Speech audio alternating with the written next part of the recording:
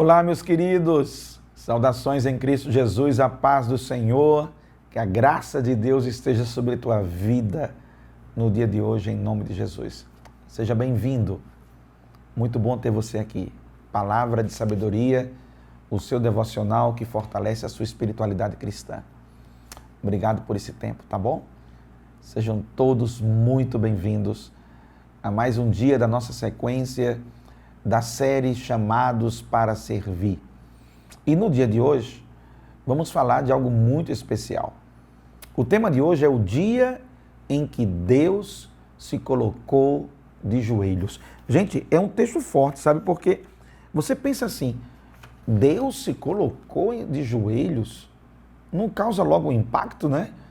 Pois bem, olha o que diz João, Evangelho segundo São João, capítulo 3. Eu vou ler o texto bíblico e você vai compreender o que estou querendo dizer, tá bom? A palavra de Deus diz: um pouco antes da festa da Páscoa, sabendo Jesus que havia chegado o tempo em que deixaria este mundo e iria para o Pai, tendo amado os seus que estavam no mundo, amou-os até o fim. Estava sendo servido o jantar, e o diabo já havia induzido Judas Iscariotes, filho de Simão, a trair Jesus.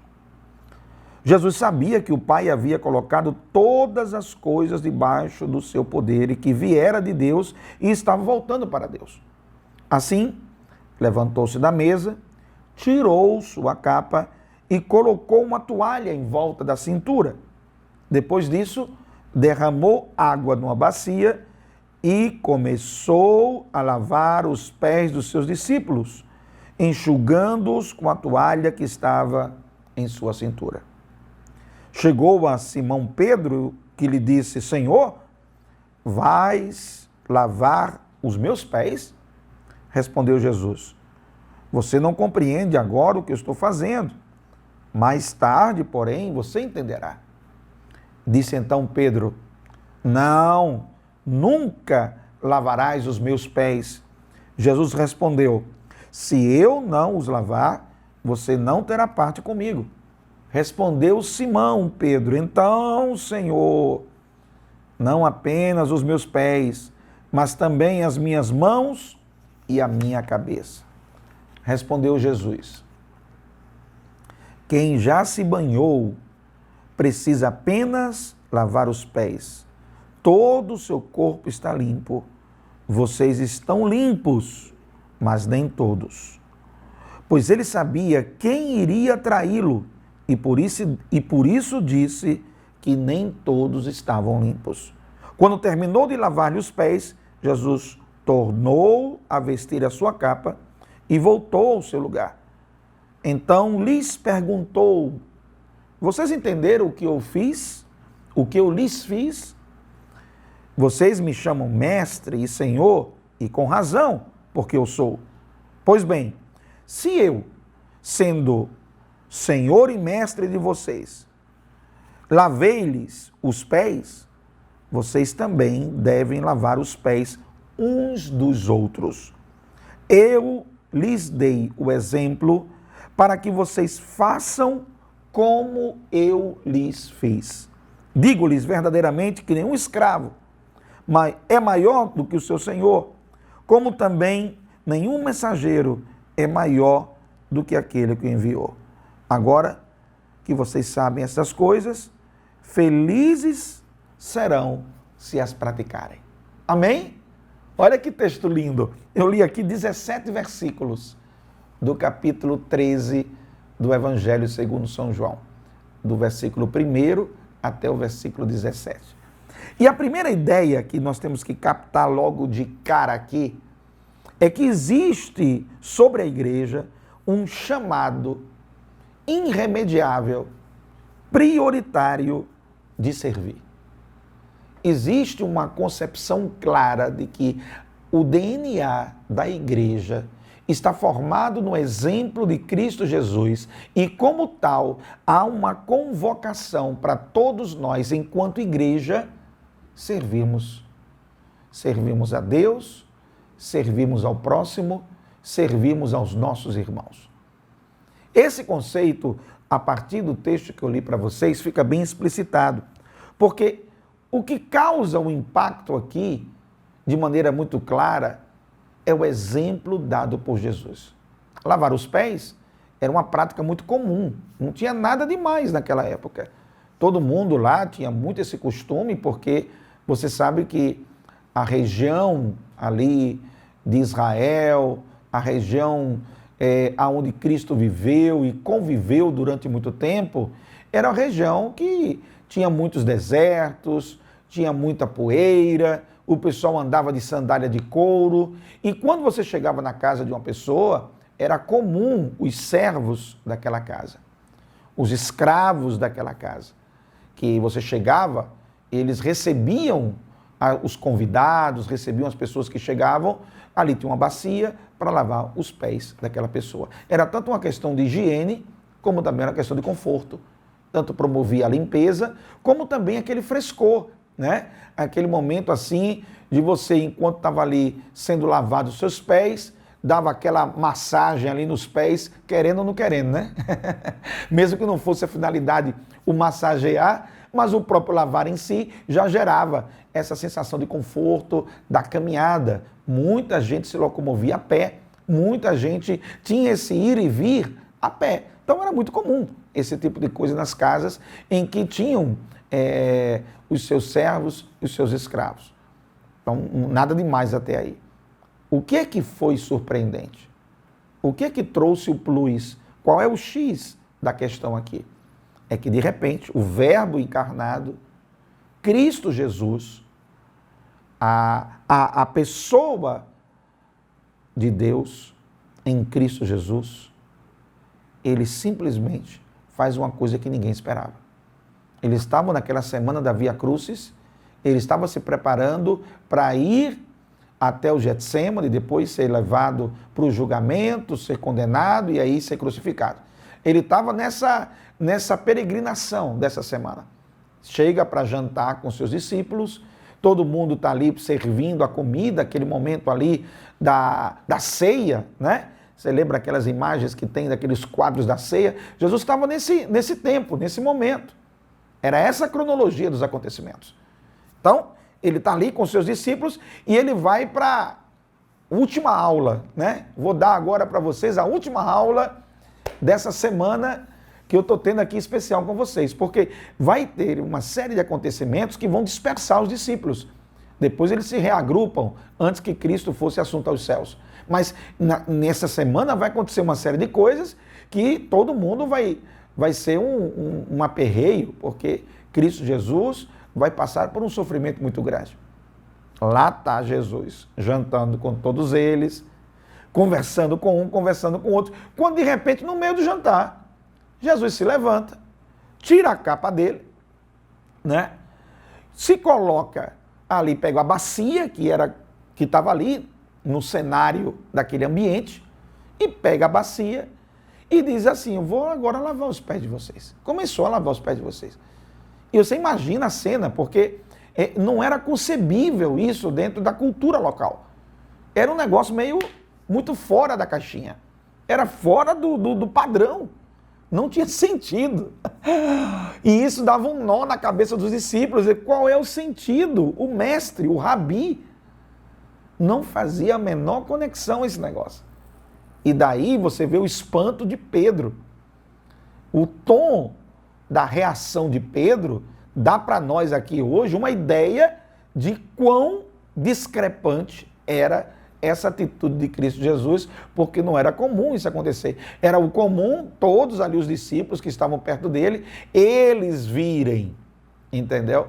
Eles chegarem de Jesus, vou lavar os teus pés. Essa é a famosa cena em que Jesus lava os pés dos seus discípulos.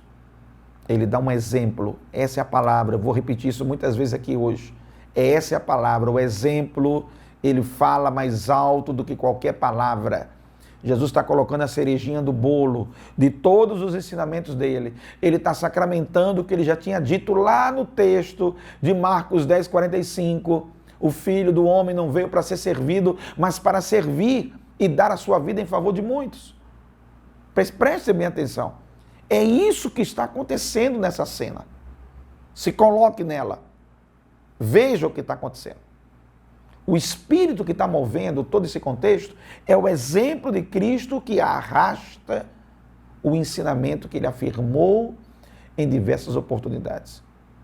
Inclusive no dia que a mãe dos filhos de Zebedeu trouxe os seus filhos para tentar um lugar à direita e à esquerda de Cristo Jesus, no futuro reino falado por Cristo.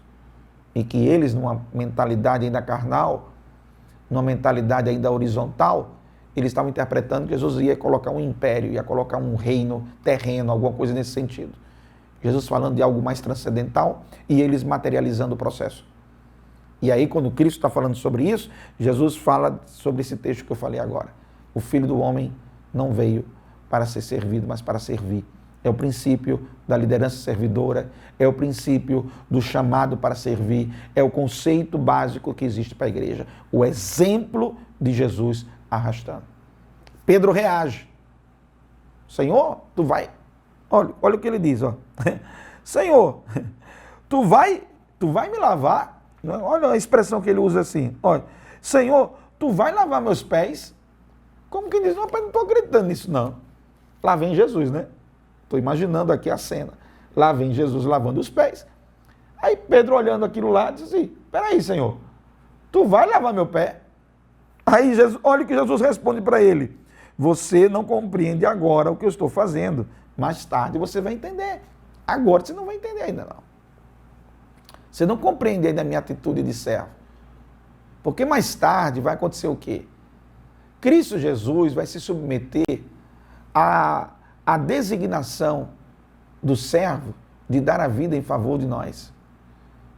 Conforme diz Filipenses capítulo 2, versículos 7 e 8, ele vai descer, ele vai se humilhar e como servo, ele vai obedecer até a morte de cruz.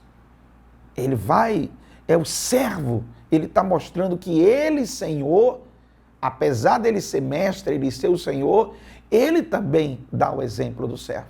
Apesar dele ter toda a prerrogativa de ser o Senhor e ter autoridade, ele está dando o exemplo do servir. Ele, Deus, Todo-Poderoso, por amor de nós, vem João 3,16, gente. João 3,16. Lembra não? O que é que diz? Vamos lá. O que é que diz João 3,16? Lembrou? Bora. Porque Deus amou o mundo de tal maneira. Lembrou agora, né?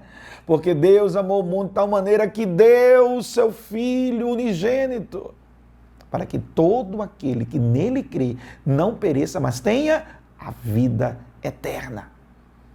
É sobre essa doação, gente. O Deus Todo-Poderoso se faz servo, vem até nós, ok?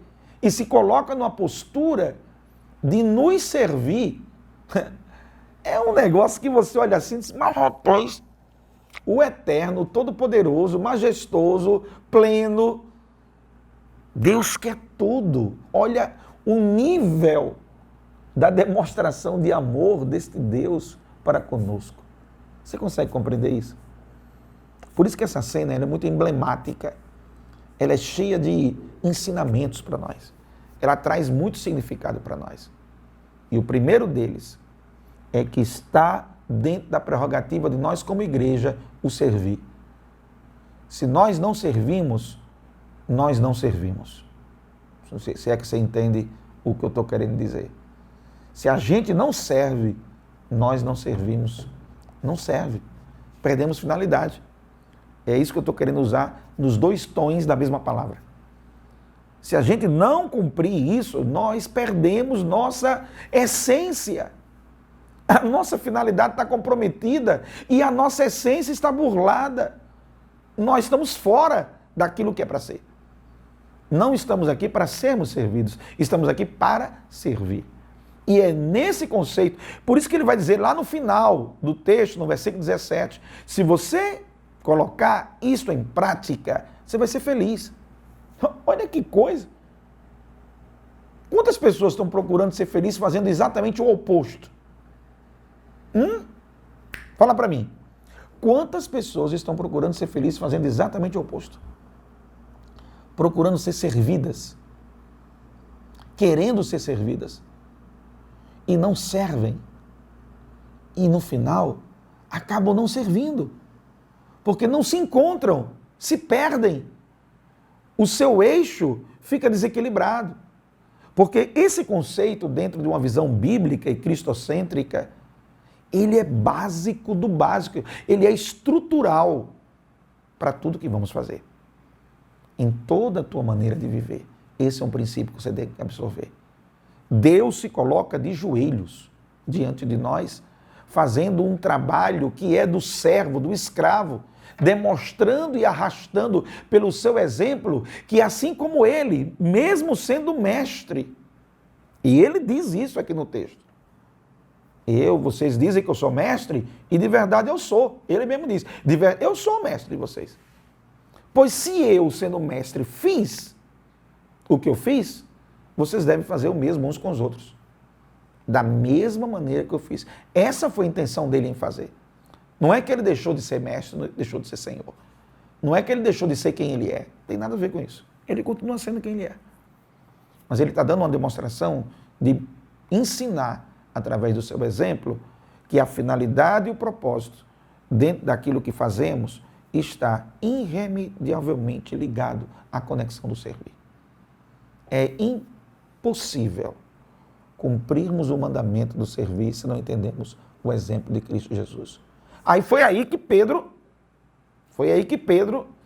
quis zangar, porque Pedro era temperamental, ele tinha um temperamento meio colérico, então Pedro soltou o estopim.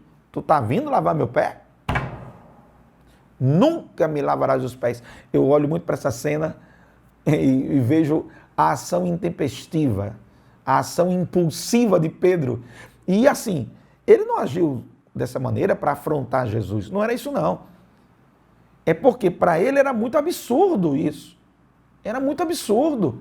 Ele estava ali pronto para servir o mestre. Inclusive, lá na frente, é ele que vai puxar a espada para proteger Jesus, na intenção de proteger, e acaba cortando a orelha do centurião Malco. Lembra disso? No texto bíblico, lá na frente, lá no Getsêmani, quando vieram prender Jesus. Ele era desse tipo assim, sabe? Impulsivo. Aí na impulsividade, lá vai Pedro falando bobagem. Não. Nunca me lavarás os pés. Eu que tenho que lavar, na verdade. Era como se ele dissesse isso. É como se ele falasse isso. Quem tinha que lavar era eu, teus pés.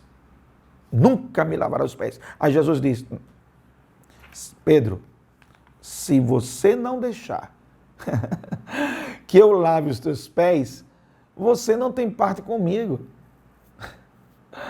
Você não entendeu nada do que está acontecendo aqui, você não está obedecendo o que está acontecendo aqui, você não vai absorver o princípio, você não está ligado. E quantos Pedros, no sentido comparativo desta história, não existem, que não conseguem absorver o princípio de Cristo? Quantos Pedros, na analogia que nós estamos aqui fazendo, são resistentes ao exemplo de Cristo? Quantas pessoas estão dentro da nossa comunidade, da nossa igreja, da nossa convivência, das nossas relações, do nosso trabalho, que não compreenderam o princípio de Cristo, não aceitam isso? Estão ainda muito cheios de um egocentrismo, de uma arrogância, de uma prepotência e orgulho que os cega, misturado com uma aparente devoção, ou pior, com uma reação primária, baseada em toda a sua história e todo o seu contexto, e que não está pronto para aprender, não está pronto para reaprender, não está pronto para ser reeducado, não está pronto para receber a nova mentalidade de Cristo, e resiste à nova mentalidade de Cristo, porque ainda está cheio da mentalidade da cultura secular.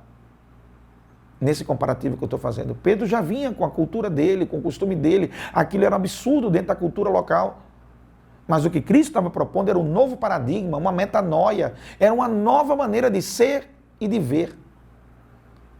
E é isso que Cristo propõe para nós também. Quando você sai da sua antiga maneira de viver, quando você vem carregado com os carrapichos da sua antiga maneira de viver, ainda tem momentos que você resiste a coisas que a Bíblia ensina. Você ainda dá pinote. Você demonstra resistência à palavra. Você sabe, você viu o mestre fazer. Você viu que é Jesus que está fazendo. É Jesus que está de joelho lavando os pés. E você está debatendo, você está discutindo. Peraí, tu vai lavar meu pé? Não. Nunca lavar. Entendeu? Nunca vai lavar meu pé. Você está reagindo de maneira impulsiva. Você está colocando barreiras para absorver o princípio bíblico. E aí, Jesus dá uma palavra que é contundente. Ok. Você não quer? Você não faz parte. Eita, que coisa difícil, né, gente? Olha, você não quer, você não faz parte. Você não se submete, você não aceita, você não faz parte. Entendeu? Se você não absorve, se você não se submete ao senhorio de Cristo, se você não se submete à palavra, você está se excluindo do processo. Não é Deus que te exclui, é você que está se excluindo. Porque Deus já criou a porta, o exemplo e o modelo. E o que eu estou falando agora é aplicado em diversos cenários, não só nesse cenário do servir, apesar que a centralidade do texto é falando sobre o servir. Mas eu estou aproveitando e fazendo outras aplicações.